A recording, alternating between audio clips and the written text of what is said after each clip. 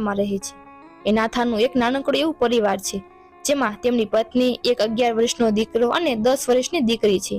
આ નાનકડા એવા પરિવારમાં ગરીબાઈ આટો લઈ ગઈ હતી. તેના ઘરે મુઠ્ઠી જાર ખાવા નહીં અને ટકનું લઈને ટકનું ખાય, આવી એની પરિસ્થિતિ. દિવસ ઉગે ત્યારે નાથો લાકડા કાપવા નીકળી જાય અને તે લાકડા કાપીને બજારમાં વેચીને જે એના પૈસા આવે તેનું એક ટકનું ભોજન પૂરું પાડે છે. આવી એની પરિસ્થિતિ. ત્યારબાદ તે નાથો તેના ઘરે જાય છે અને તેના બંને દીકરી દીકરાને જમાડીને પછી પતિ પત્ની જમે છે. ત્યારે એક દિવસ એવો આવે છે, સવારમાં નાથો લાકડા કાપવા માટે નીકળે છે ત્યારે જ તેમના દીકરી અને દીકરો તેમની સામે આવીને ઊભા રહે છે. ત્યારે નાથો કહે છે, ક્યાં જાઓ છો તમે બંને? ત્યારે દીકરી અને દીકરો કહે છે, બાપુ અમે ભણવા જઈએ છીએ. ત્યારે રોજની રીતે નાથો દીકરી અને દીકરાને એક એક રૂપિયો આપે છે. નાથો ટકનું લઈને ટકનું પૂરું પાડે છે, છતાં પણ દીકરી દીકરા માટે રૂપિયો 2 રૂપિયા રાખી મૂકે છે. ત્યારબાદ નાથો લાકડા કાપવા હાલી નીકળે છે. ઘણું રખડે છે, છતાં પણ લાકડા મળતા નથી. આમ ચાલતા ચાલતા તેઓ 2 ગૌ હાલી નીકળે છે અને જેવો તેઓ વન તરફ પ્રવેશ કરે છે ત્યાં જ તેમને એક વિશાળ હુકો બાવળ દેખાય છે. અને આ બાવળને જોઈને નાથો વિચાર કરે છે કે અરે, આવડો મોટો બાવળ! જો આ બાવળને હું 10 દિવસ સુધી કાપીશ ને તો પણ નહીં ખૂટે. ત્યારે નાથો 2 હાથ જોડીને કહે છે, હે માં મેલડી, તારી દયાથી મને આજ આ હુકો બાવળ મળી ગયો. હવે મારે 10 દિવસ સુધી ક્યાંય ભટકવું નહીં પડે. ત્યારે નાથો બાવળ કાપવા આગળ વધે છે. ત્યારે તે વિશાળ બાવળથી ડાળ ઉપર બેહીને તેને કાપે છે. પરંતુ નાથાને એ ખબર નથી કે આજ તેના જીવનનો છેલ્લો દિવસ છે. ત્યારે નાથો બાવળની ડાળ ઉપર કુહાડાના ઘા મારે છે, પરંતુ તેને ખબર નથી કે આ વિશાળ હુકા બાવળમાં કાળોતરો નાગ હોય છે. અને જેવો જ નાથો કુહાડાના ઘા ડાળ ઉપર મારે છે કે તરત જ આ કાળોતરો નાગ આવીને નાથાને ડંખ મારી દે છે. ત્યારે નાથો બાવળથી નીચે પડે છે અને ઉપર જોવે છે કે આ તો કાળોતરો નાગ છે. અને નાથો મનમાં વિચારે છે કે હવે તો હું નહીં જીવી શકું. આમ વિચારતા વિચારતા નાથાને એવો વિચાર આવે છે કે જો હું મરી જઈશ તો મારા પરિવારનું શું થશે? આમ વિચારતા નાથાને એમ થાય છે કે હું જીવીશ તો નહીં, પરંતુ હું જો કદાચ ઘરે પહોંચી જાઉં તો કદાચ મારા પરિવારને જોઈ શકું. ત્યારે નાથો હિંમત રાખીને ઘર કોર ભાગવા મળે છે, પણ નાથો ભાગતો ભાગતો પડતો જાય અને વિચારતો જાય છે કે મારા પરિવારનું શું થશે.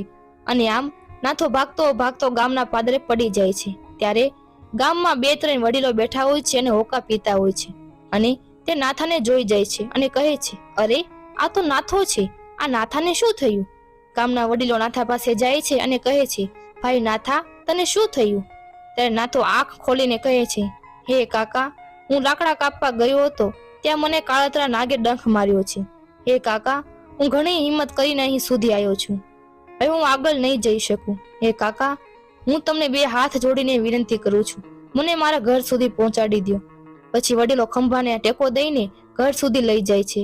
ઘરે પહોંચીને એક વડીલ તેમાંથી કહે છે, ઘરે કોઈ છે? ત્યારે નાથાના ઘરના બહાર આવે છે અને દોડતા દોડતા કહે છે, આમને શું થયું? ત્યારે નાથો આંખ ખોલે છે અને કહે છે, મને કાળતરા નાગે ડંખ માર્યો છે, હવે હું નહીં જીવી શકું.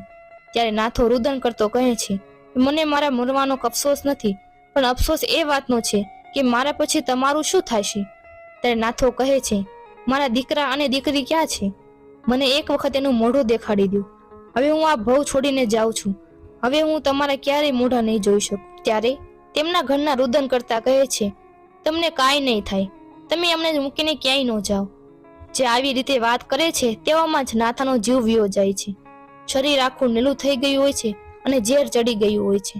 તેવામાં જ દીકરી અને દીકરો ભણીને આવે છે અને તેઓ તેમની માને રુદન કરતા જોઈને અને પોતાના બાપને આમ રૂસતેલો જોઈને ગભરાઈ જાય છે. ત્યારે ગામના લોકો કહે છે કે છોકરાઓને બી જશે, એમને અંદર લઈ જાઓ.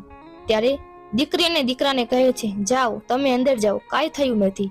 બંને ભાઈ બહેન ઘરની અંદર જાય છે. દીકરો થોડોક મોટો હોય છે એટલે તેને થોડીક સમજણ પડે છે. ત્યારે દીકરી તેના ભાઈને પૂછે છે, ભાઈ, બાપુને શું થયું છે? ત્યારે તેનો ભાઈ રુદન કરતા કહે છે, બેન, હવે આપણે બાપુ આપણી સાથે વાત નહીં કરે. ત્યારે દીકરી પૂછે છે, કેમ ભાઈ, કેમ આપણી સાથે વાત નહીં કરે? ત્યારે તેનો ભાઈ કહે છે, બેન, આપણા બાપુ આપણને મેકીને હવે ચાલ્યા ગયા છે. ત્યારે દીકરી કહે છે, ભાઈ, આપણા બાપુને મનાવીને કોઈ લાવે તેમ નથી. ત્યારે દીકરો રુદન કરતા કહે છે, બેન, આ દુનિયામાં આપણા બાપુને પાછા લાવી શકે તેવું કોઈ નથી. ત્યારે દીકરી કહે છે, ભાઈ કોઈક તો હશે ને? ત્યારે તેનો ભાઈ કહે છે, બેન, હવે આપણા બાપુને માતાજી સિવાય કોઈ બચાવી શકે તેમ નથી. ત્યારે તેની બેન કહે છે, ક્યાં છે માતાજી? કયા માતાજી? ત્યારે એનો ભાઈ કહે છે, બેન, ગામના લોકો કહે છે કે આપણા ગામના પાદરે માં મેરડી સાક્ષાત બેઠા છે. ત્યારે આ બાજુ ગામ લોકો નનામી તૈયાર કરે છે અને કહે છે, જાઓ દીકરા અને દીકરીને એક વખત એના બાપુનું મોઢું જ બતાવી દો. ત્યારે એક વડીલ તેમને લેવા જાય છે. ત્યારે આ બાજુ દીકરી ઘરમાંથી નીકળીને તેના બાપુ પાસે નથી જાતી, પણ રુદન કરતી કરતી ગામના પાદરે કોળ ભાગે છે. ભાગતી ભાગતી ગામના પાદરે આવે છે અને મેરડી માના થાનેકે આવીને બે હાથ જોડીને રુદન કરે છે અને કહે છે, હે માં મેરડી, મારા બાપુને પાછા મનાવીને લાવો માં. મારા બાપુ ઊભા થતા નથી, તમે કંઈક કરો માં. ત્યારે આ બાલ રૂપમાં દીકરી ઘણું રુદન કરે છે, પરંતુ માતાજી દીકરીની વાત સાંભળતા નથી. ત્યારે દીકરી પથ્થર હારે માથું પસાડે છે. ત્યારે એ મેરડી માના થાનક હારે માથું ભટકાઈને માથું ફોડી નાખે છે. ત્યારે આકાશમાં વીજળીઓ થાય છે.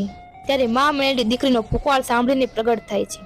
ત્યારે માં મેરડી પ્રગટ થઈને કહે છે, ખમ્મા દીકરી ખમ્મા. ત્યારે માં મેરડી કહે છે, હે દીકરી, તારા પુકારથી હું મેરડી જાગી છું, કેમ એટલું રુદન કરીશ? ત્યારે દીકરી કહે છે, હે માં મેરડી, મારા બાપુ સૂઈ ગયા છે, તે ઊભા થતા નથી અને અમારી સાથે બોલતા નથી, તેમને ઊભા કરો માં. મારો ભાઈ એમ કહે છે કે હવે આપણા બાપુ પાછા નહીં આવે, અને તે કહે છે કે એક તમે જ છો જે તેમને પાછા લાવી શકો. હે માં, મારા બાપુને પાછા લાવો. ત્યારે માં મેરડી કહે છે, દીકરી છાની રહી જા, રુદન કરીશ નહીં.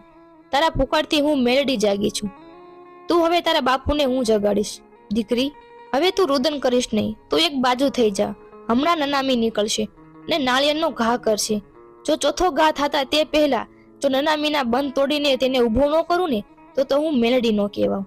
તેવામાં જ નનામી નીકળે છે અને દીકરી એક બાજુ થઈ જાય છે અને નનામી નીચે મેકીને નાળિયેરના ઘા કરે છે.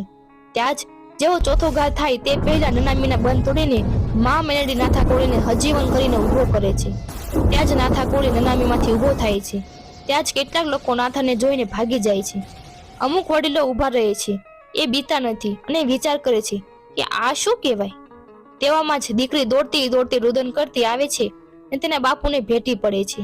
ત્યારે નાથો કહે છે, હું અહીં કેવી રીતે આવ્યો? મને તો કાળોતરો નાગ કવડ્યો હતો. ત્યારે ગામ લોકો બધી વાત કરે છે. ત્યારબાદ કહે છે કે આ ચમત્કાર કઈ રીતે થયો તે તારી દીકરીને ખબર. ત્યારબાદ દીકરી બધી જ વાત કરે છે અને બે હાથ જોડીને માં મેરડીના થાનેકે પગે લાગે છે.